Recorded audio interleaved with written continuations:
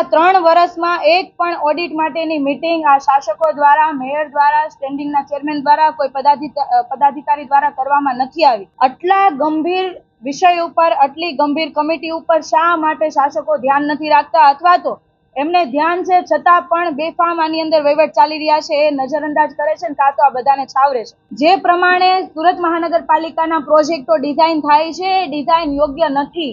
એની design કરતી વખતે તકેદારી રાખવી પડશે, ધ્યાન રાખવું પડશે, જેના કારણે કેપિટલ ખર્ચ જે છે, મરામત જે ખર્ચ છે એ ઓછો આવે અને એના કારણે મહાનગરપાલિકાની આર્થિક સ્થિતિની અંદર સુધાર આવે। ટોટલ જો મારીએ તો 155 કરોડનો માલ સામાન લીધા પછી બિન વપરાશી પડ્યો રહ્યો અને છેલ્લે હવે ભંગારના ભાવમાં જશે।